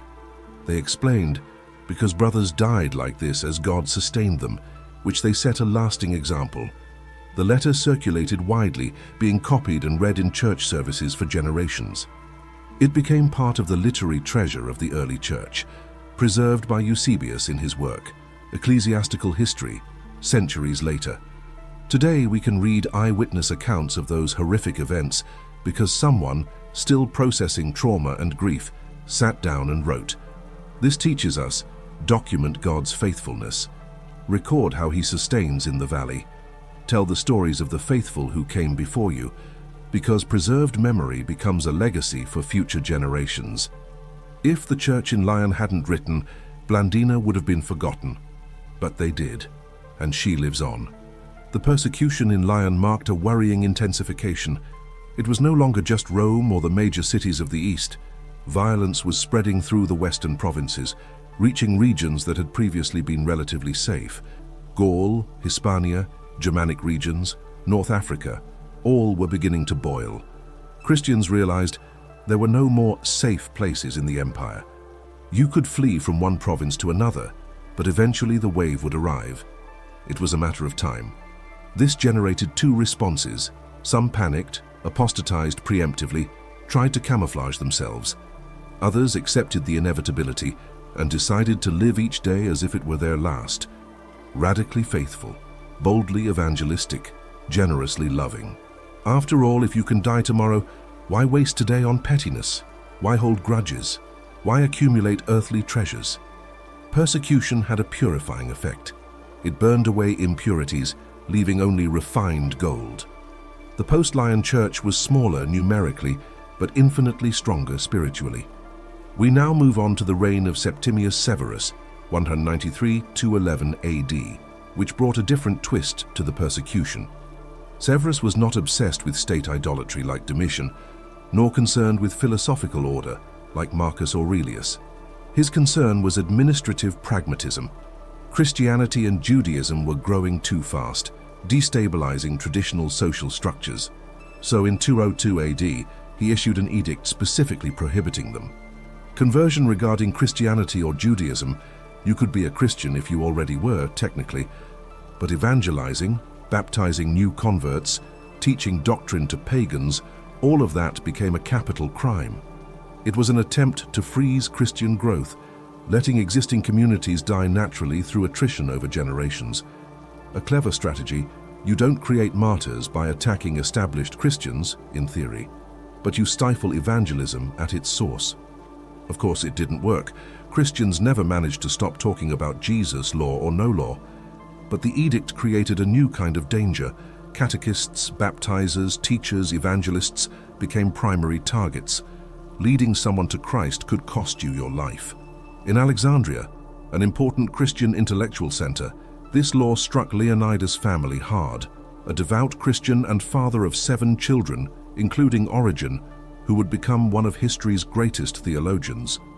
Leonidas was instructing catechumens, baptism candidates, an activity now illegal. He was arrested, tried, and condemned. Execution was scheduled, and Origen, only 17 years old, inflamed by youthful passion and ardent faith, decided he would go with his father, confess Christ publicly, and die by his side. It was a noble, courageous, but immature impulse. His mother, realizing his intention, took a desperate and ingenious measure. She hid all of Origen's clothes overnight. Without clothes, he could not leave the house. Public nudity was unthinkable. Then she wrote a moving letter to her father in prison. "Don't change your mind for our sake." She was saying, "Die faithfully, Father. Don't apostatize thinking you are protecting us. We are fine." Leonidas was beheaded. The family's property was confiscated. Origen and his brothers were impoverished. But that traumatic loss forged Origen into a theological giant. He would dedicate his entire life to studying scripture, teaching, and eventually producing monumental works that would influence the church for millennia. Leonidas's blood-watered seeds of Christian wisdom that we still reap today. Origen carried that frustrated martyrdom for the rest of his life. He died at 17, along with his father. And this thirst for martyrdom shaped his entire theology and practice. He lived ascetically, sleeping on the floor, fasting radically, possessing almost nothing. He taught for free, even while experiencing hardship. And eventually, decades later during Decius' persecution, Origen would be arrested and savagely tortured. Though not executed, the tortures ruined his health, and he died shortly afterward, technically becoming a martyr after all. But the lesson here is powerful. Sometimes God says not yet to our desire for ultimate sacrifice, because he has greater plans that we cannot see. Frustrated at 17, Origen did not imagine that decades of teaching, thousands of students, volumes of biblical commentaries were God's plan. Immediate martyrdom would have been glorious, but delayed martyrdom allowed for a much greater legacy. God doesn't always want you to die for the cause. Sometimes he wants you to live for her, which could be even more difficult. In Carthage, North Africa, 2 years after Severus's edict, 202 AD, another extraordinary story unfolded. Perpetua, a 22-year-old noblewoman and new mother of a nursing baby, was imprisoned along with a group of catechumens, people being prepared for baptism. Among them was Felicity, Perpetua's personal slave, 8 months pregnant. 2 women from opposing social worlds, an educated aristocrat and a slave without rights, united by a faith that erased class distinctions. Perpetua's father, a distraught pagan, visited her in prison constantly pleading, "Have pity on my grey hairs. Think of your child who will not survive without you. Just burn the incense." Perpetua loved her father. She loved her baby, but she loved Christ more. She replied, "I cannot call myself by any other name than what I am, Christian." And in that simple confession lay an entire universe of conviction. Primary identity was not daughter, mother, noble. It was Christian. Everything else was secondary. When you understand this viscerally, martyrdom ceases to be an incomprehensible loss and becomes a logical gain. Perpetua did something unique among martyrs. She kept a diary. In prison, with scarce materials, she recorded her final days, prayers, visions, conversations, thoughts, emotions. It is one of the first surviving Christian texts written by a woman, and it is not a simple account. It is profound theological literature. Perpetua describes apocalyptic visions, a towering golden ladder reaching heaven, surrounded by swords, spears, and hooks. Climbing it required avoiding weapons that would tear apart anyone who slipped. At the top, an immense garden where a white shepherd, Christ, awaited her. In another vision, she fights a grotesque Egyptian gladiator, representing Satan paganism. She fights hand to hand, wins, and receives a branch of victory. The visions were not escapism. They were psychological and spiritual preparation. God showed her what awaited beyond the pain. Guaranteed victory, eternal reward, Christ awaiting. When youth is, even though in vision, what lies on the other side, enduring the present, becomes possible. Perpetua entered the arena not blind, but with eyes already attuned to the glory to come. Felicity, being 8 months pregnant, had an additional problem. Roman law forbade the execution of pregnant women, so she would be spared until she gave birth, which meant dying alone afterward, separated from Perpetua and her other companions. This deeply distressed her. I wanted to die with them on the same day. Then the Christian community in the prison prayed fervently. 3 days before the scheduled execution, Felicity went into premature labor. It was a painful birth without adequate medical assistance in the filth of the prison. She screamed in pain. A guard mocked, "If she screams like that now, what will she do when the beasts seize her in the arena?" Felicity's answer went down in history. "Now it is I who suffer, but there, another will suffer in me and for me." She understood mystical substitution. Christ would suffer. In it, through her, with her. She would not be alone. This theology of union with Christ in suffering was the secret that made martyrdom bearable. Felicity gave birth to a girl who was immediately adopted by a Christian from the community, and then she was free to die. On the day of their execution, March 7th, 203 AD, Perpetua, Felicity, and their companions were led to the amphitheater of Carthage before a huge crowd. First, authorities tried to dress them in the robes of pagan priests, Saturn for men, Ceres for women, the ultimate humiliation forcing them to honor gods they rejected.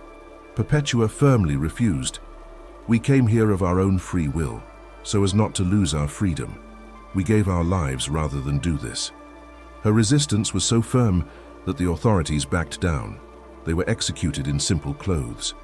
For Perpetua and Felicity, they appropriately chose a wild cow, not a lion or bull, because women deserved a feminine animal in the twisted Roman logic. The cow charged, gored Perpetua, throwing her far away. She got up, adjusted her torn tunic, preserving modesty until then, and went to Felicity, who was lying on the ground, helping her to her feet. They stayed together, embracing, awaiting the next attack. The crowd surprisingly shouted, "Enough!" They didn't want to prolong it. Something in their dignity touched even hardened pagan hearts. They were led outside, but they still had to die. Then came the most brutal part. An inexperienced and nervous gladiator was assigned to behead them. First he went to Perpetua, but his hand trembled so much that the first attempt only slightly wounded her shoulder. She screamed in pain, but then, and this is chilling, he guided the gladiator's sword to his own throat. Witnesses wrote, "Perhaps such a great woman, feared by the unclean spirit, could not be killed unless she herself desired it." Even in the last second, Perpetua maintained control, agency, and dignity. She was not a passive victim. She was an active participant in her own martyrdom, even choosing the exact moment of her death. Felicity died soon after, in the same way. Two women, one noblewoman, one slave, entered eternity together, perfect sisters, equals before Christ. And they left something behind, Perpetua's diary, preserved and soon supplemented by an eyewitness who wrote an epilogue describing the executions. Together they formed a document called The Passion of Perpetua and Felicity, the Passion of Perpetual Help and Happiness. The Passion of Perpetua and Felicity, the Gospel of Perpetua, became one of the most widely read, beloved, and influential early Christian texts, second only to the canonical scriptures in popularity for centuries. Why? Because it combined emotional authenticity, Perpetua's actual diary, visceral detail, eyewitness account of the executions, and profound theology, apocalyptic visions. It was simultaneously a human and divine account. And it featured powerful female protagonists in an era where women rarely had a public voice. Perpetua and Felicity proved that the gospel radically liberates women, giving them value, voice, agency, and dignity that pagan society denied them. They were not saved by men. They were saved by men through Christ, and they died confessing him as courageously as any man. The document was liturgically read in churches across North Africa for centuries, inspiring generations. Augustine of Hippo, 200 years later, was still preaching about them. And today, almost 1800 years later, Perpetua and Felicity remain icons of unwavering feminine faith, witnesses that in Christ there is neither male nor female. All are one, all are valuable, all can be heroes. Until 249 AD, persecutions of Christians were localized, sporadic, dependent on regional governors or momentary imperial whims. But when Decius ascended the throne in 249, everything changed.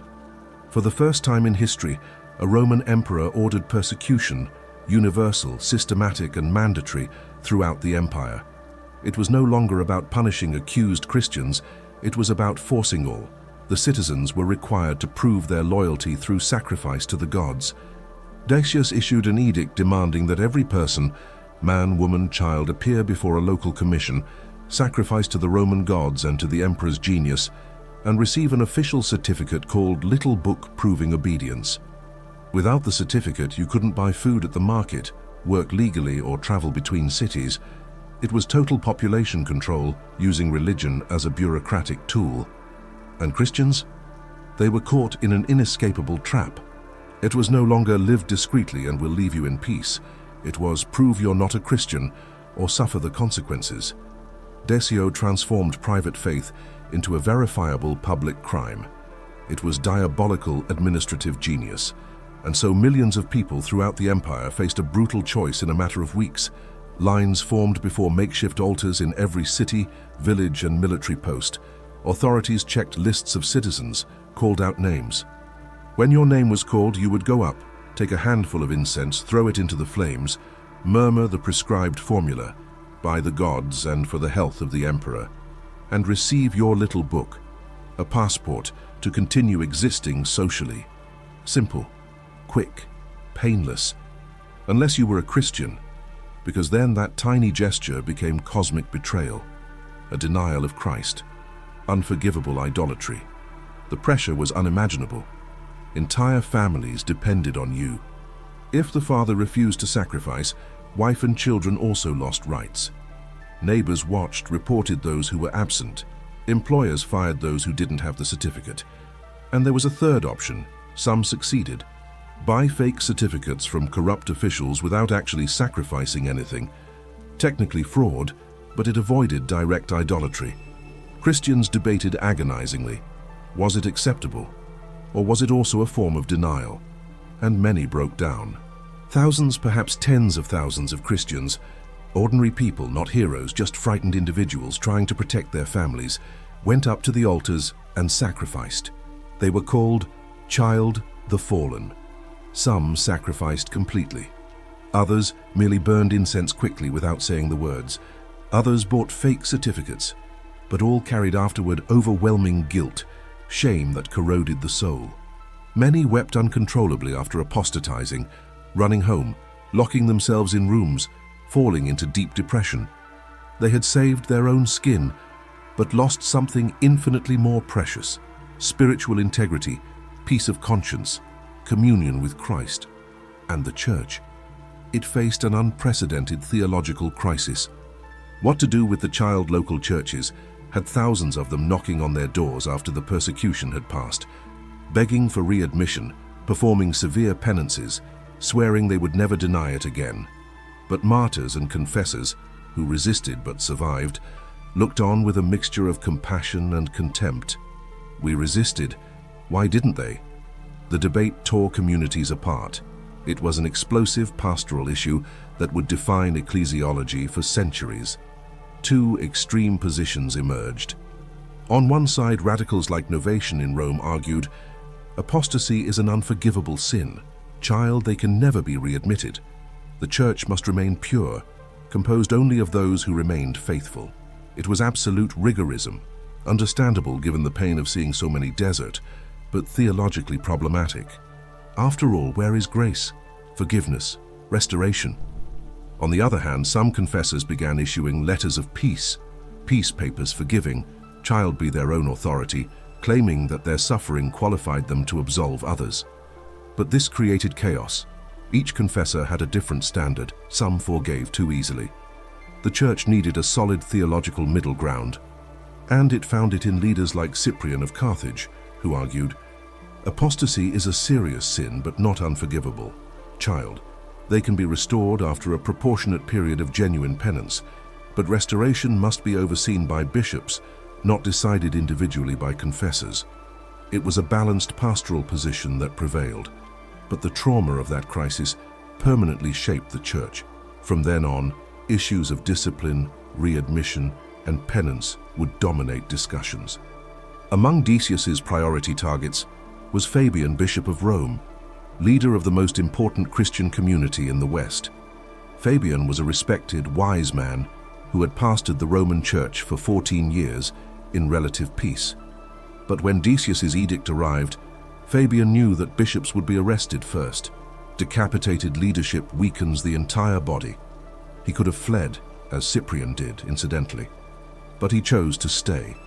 He was arrested, interrogated, tortured, and executed in January 250 AD, right at the beginning of the persecution. Cyprian of Carthage wrote a moving letter about Fabian's death, calling it glorious, celebrating that he confessed in a splendid manner. But the Roman Church was traumatized.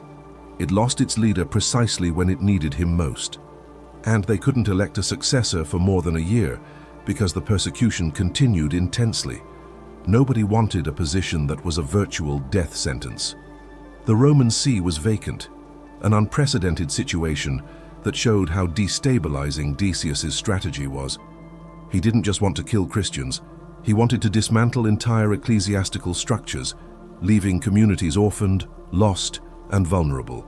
Another target was Origen, now elderly, around 70 years old, but still teaching, writing, an intellectual giant of Christianity. Origen, remember, had wanted to die at 17 with his father, but was prevented. Now, decades later, his chance had arrived. He was imprisoned in Caesarea, chained in a dark and damp dungeon. But Decius had special instructions for famous Christian leaders, not to kill them quickly, to torture them for a long time, to break them, to make them apostatize publicly, demoralizing their followers. So Origen was subjected to calculated tortures, feet fastened in wooden stocks with legs spread wide, a torture called stocks that dislocates the hips, extremely heavy chains, threats of fire. They kept him on the threshold between life and death, wanting him to renounce or die from the after effects, not from direct execution. Origen, despite his age and extreme pain, never broke. He refused to apostatize, but his body couldn't take it anymore. When Decius died in 251 and the persecution eased, Origen was released, but he was physically broken.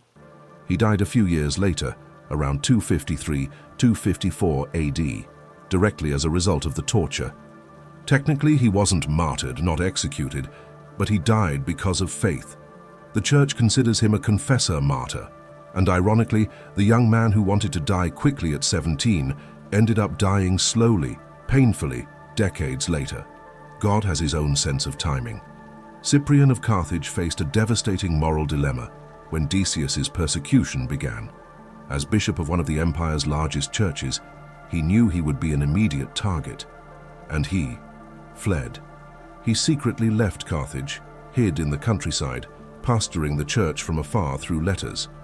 The decision was instantly controversial. Critics called him a coward, saying that a pastor should die for his flock, not abandon it. But Cyprian argued that strategic flight was not cowardice. It was wisdom to continue leading. If he were arrested immediately, the church would be orphaned precisely when it most needed direction. By fleeing, he could write encouraging letters, resolve disputes about child, to keep the structure functioning. And he had a point. His letters from that period were crucial in preventing the North African church from disintegrating. But the question remained, was it right? Or was it rationalization out of fear? Cyprian himself seems to have struggled with guilt, because years later, when new persecution came under Valerian, he made the opposite choice. He stayed, awaited imprisonment, and received martyrdom without hesitation. It's as if he were compensating. The lesson? Even giant spiritual leaders face fear, make ambiguous decisions, and struggle with doubt. Pure moral perfection does not exist on this side of eternity. But growth does exist, and Cyprian grew from a guilty fugitive to a serene martyr. Cyprian wrote extensively on the theology of martyrdom, and his works permanently shaped Christian thought. He viewed martyrdom not as tragedy, but as a crown, corona, supreme prize, spiritual coronation. He wrote entire treatises such as About Falls, regarding the fallen, and letters about martyrs, arguing that death for Christ was the ultimate victory over the world, the flesh, and the devil. But he didn't romanticize it. He knew it was painful, frightening, costly. He simply insisted that eternal reward infinitely outweighed temporary suffering. And when his turn finally came in 258 AD under Valerian, Cyprian proved that these were not empty words. He was arrested, tried, and condemned to beheading. But he did not plead, he did not bargain, he did not try to escape. He walked serenely to the execution site outside the walls of Carthage, knelt, blindfolded himself, and waited. He even gave 25 gold coins to the executioner as payment, a gesture of absolute dignity that said, "There is no resentment. You do your work, I do mine." The sword fell. Christians around him spread cloths collecting blood as relics. Cyprian, the fugitive, became Cyprian, the glorious martyr, complete redemption. But Decius's persecution wasn't aimed solely at famous leaders. Thousands of ordinary Christians, carpenters, merchants, farmers, slaves, housewives, children, were executed throughout the empire. Names we will never know, faces forgotten by history, but each one was an infinitely precious son or daughter of God. Each one had a story, a family, dreams. They died on crosses along roads, burned at the stake in public squares, drowned in rivers, beheaded in makeshift execution camps. There was no glamorous Colosseum, no audience of thousands, no documents preserving last words, only anonymous, silent death, multiplied by thousands. And that, in a way, is even more impressive than famous martyrdoms, because these anonymous Christians knew that no one would write about them, no one would remember them, no church would be built in their memory. There was no earthly glory waiting.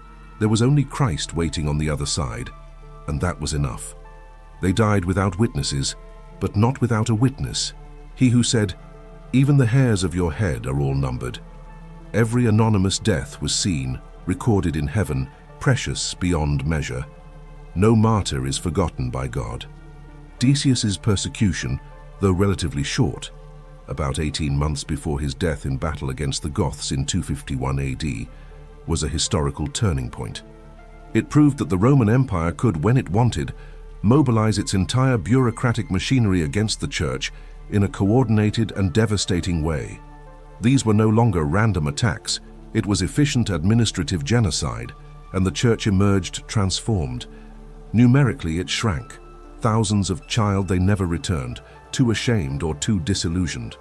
Structurally, it was damaged. Many leaders killed, buildings destroyed, scriptures burned.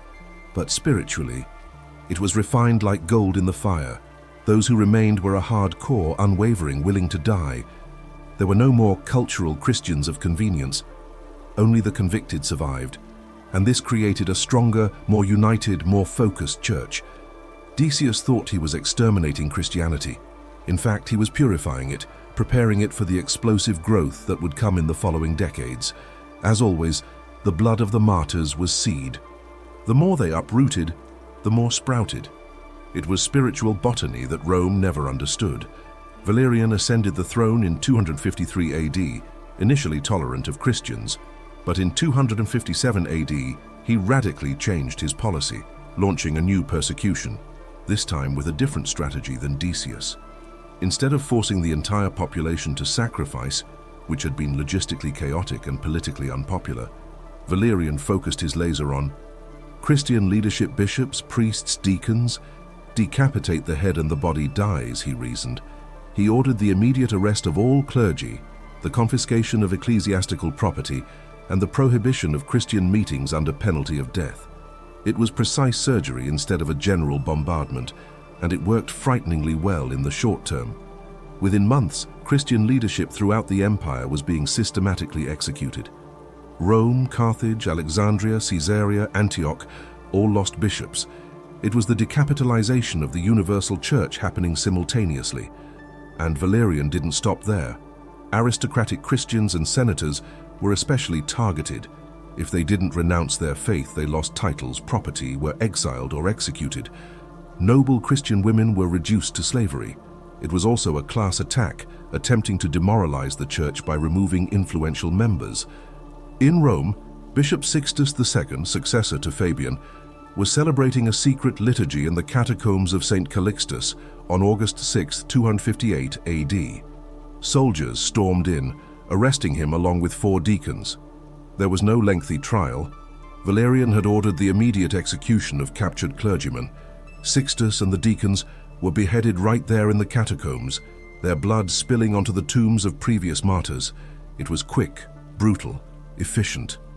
But one deacon escaped the initial raid. Lawrence, treasurer of the Roman Church, responsible for material goods and the distribution of alms to the poor. Lawrence knew he would be the next target. And he had a problem. He knew where the church's treasures and funds were hidden, information Rome desperately wanted. Soldiers arrived days later with orders, hand over the church's treasures. Lawrence asked for 3 days to gather everything. They agreed, thinking he would bring gold, silver, and jewels. Big mistake. Lawrence spent 3 days distributing everything to the poor. Then he returned, bringing crowds of beggars, widows, orphans, and the sick. "Here," he said, "are the church's treasures." The mayor didn't find it funny. Lawrence was condemned to one of the most horrific executions imaginable, death by grilling. They built an iron structure in the shape of a grid, lit a massive fire underneath, and tied Lawrence on top, literally roasting him alive, slowly. The pain must have been incomprehensible, every inch of skin burning, fat melting, the smell of roasting meat filling the air. But here the story gets impressive. According to a strong tradition preserved by Ambrose Prudentius and other church fathers, in the midst of the unbearable torture, Lawrence said to the executioner, "I'm well roasted on this side. You can turn me over and eat me. See if it's better raw or roasted." It was impossible black humor, defiant, literally mocking the face of death. Hagiographic exaggeration? Perhaps. But even if it's embellishment, it points to a central historical truth. Lawrence died with such extraordinary courage that even pagans were astonished. His death converted dozens of Romans, including, according to tradition, the soldier Hippolytus himself, who guarded his body. The empire had the power to torture bodies, but it could not touch spirits that already belonged to Christ. Lawrence laughed at the gridiron. Fear had no hold over him. Lawrence's phrase, real or legendary, echoed for centuries as a Christian battle cry. "You can kill us, but you cannot defeat us. We can even laugh at you while you torture us, because we know something you don't. There is life beyond this one. There is a king beyond Caesar. There is victory beyond death." This attitude deeply irritated Roman authorities because it destroyed the entire purpose of public execution. Torture and death were tools of terror, intimidation, and social control. They worked if victims begged, screamed, and broke, but when victims knifed, they sang, they preached from the midst of the flames. The entire script was subverted. The audience went home, not terrified, but disturbed, questioning. Why do they die like this? What power is this? And curiosity led to investigation. Investigation to the gospel to conversion. Lawrence, being roasted alive, was evangelizing more effectively than 1,000 comfortable sermons. His body was a pulpit, his burns were illustrations, his courage was irrefutable apologetics. And Rome? It was digging its own grave every time it lit another bonfire. Cyprian of Carthage, now in his second round of persecution, having survived Decius's by fleeing, adopted a completely different stance under Valerian. When soldiers came to arrest him in 257 AD, he did not flee. He was initially exiled to the city of Curubis, where he spent months writing letters encouraging the church. He was then recalled for final judgment in September 258 AD. The proconsul read the sentence decapitation. Cyprian replied, "Thanks be to God." There was no fear, no hesitation. He only asked to give 25 gold coins to the executioner, a gesture we have already mentioned, but it is worth repeating for the absurd dignity it represents. A huge Christian crowd followed him to the execution site outside the walls. There Cyprian removed his outer tunic, giving it to deacons as a future relic, blindfolded himself with cloth and tied his own wrists. He refused to be tied up by soldiers. He would even do that himself, maintaining agency until the very last moment. He knelt, he waited. The sword came down. Blood gushed. Christians around him spread cloths, sheets, tunics. Each piece of fabric stained with blood became a treasure preserved for generations. Cyprian, the bishop who once fled, died a spiritual warrior. Cyprian's walk to his execution was a powerful, silent testimony. He didn't run, he didn't tremble, he didn't cry. He walked with a firm step, a serene face, as if he were going to a feast and not to the gallows. He calmly conversed with deacons, blessed people in the crowd, even smiled.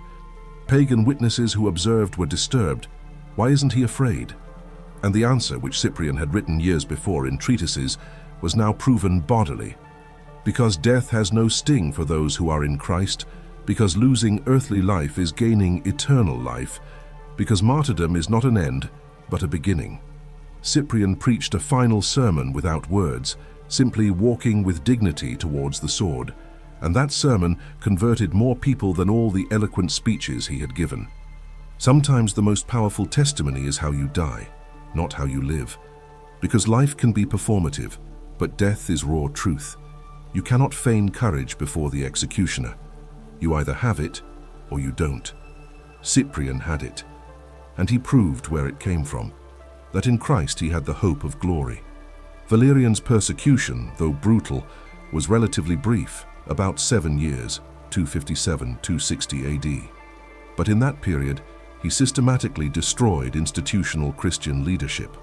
Almost every important bishop was executed, exiled or forced into deep hiding. But then something extraordinary happened. In 260 AD, Valerian was campaigning on the Persian frontier when he was captured by the Persian king Shapur I. It was the ultimate humiliation, a captured Roman emperor, kept as a living trophy, forced to kneel as a human ladder while Shapur rode on horseback. Persian sources say that Valerian was eventually skinned alive, his skin tanned and dyed red, hung in a Persian temple as a permanent trophy. Christians saw in this clear divine judgment. The persecutor was humiliated and destroyed, just as he had humiliated and destroyed so many. It was not petty revenge, it was cosmic poetic justice. God had said, "Vengeance is mine," and he fulfilled it.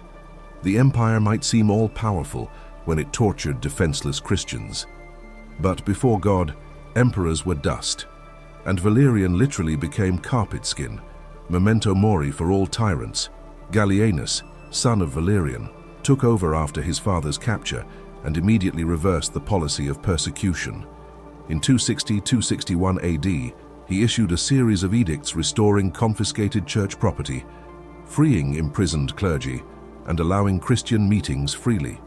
For the first time, Christianity received something close to semi-official legal recognition. It wasn't complete legalization, that would only come with Constantine, but it was explicit imperial tolerance. Why did Gallienus do this? Pragmatism. He had massive problems. His father captured by the Persians, borders under attack, the empire fragmenting into rebellious regions. He needed internal stability, and persecuting millions of Christians only created chaos. So he made a political calculation: better to leave them in peace and focus on real threats. But for the church, it was an answer to prayer. 40 years of almost uninterrupted persecution under Decius and Valerian finally ended. Christians emerged from catacombs, rebuilt destroyed churches, gave martyrs dignified burials, and reorganized ecclesiastical structures. It was like breathing again after nearly drowning. And during this period of peace, 260–303 AD, the church would experience unprecedented, explosive growth. This 43-year period of relative peace, 260–303 AD, was crucial for the survival and eventual triumph of Christianity. Imagine, an entire generation grew up without suffering systematic persecution. Churches were built openly, no longer hidden. Magnificent basilicas sprang up in major cities. Theological schools like those of Alexandria and Caesarea flourished. Scriptures were copied en masse, no longer smuggled. Ecclesiastical hierarchy solidified: bishops, regional councils, synods. Liturgy developed. Theology was refined in public debates without fear of imprisonment, and the Christian population exploded. Some estimate that by the beginning of the 4th century, Christians made up 10% of the empire, perhaps 6 to 7 million people. They were no longer a fringe sect, they were a significant social force. There were Christians in the army, in the Senate, in the imperial bureaucracy, in every social class. The gospel had penetrated the empire's structure so deeply that uprooting it would be impossible, and this paved the way for the final test to come, the great persecution of Diocletian, 303–313 AD, the last and most brutal attempt to exterminate Christianity before Constantine definitively legalized it. But that's a story for another time. For now, the blood watered, the seeds sprouted, the harvest was coming. Thank you for walking with me through these powerful stories of faith and courage. May the testimony of these heroes strengthen your heart and inspire your journey. Have a blessed night, rest well, and we'll meet again in the next video. Until then, and may God keep you.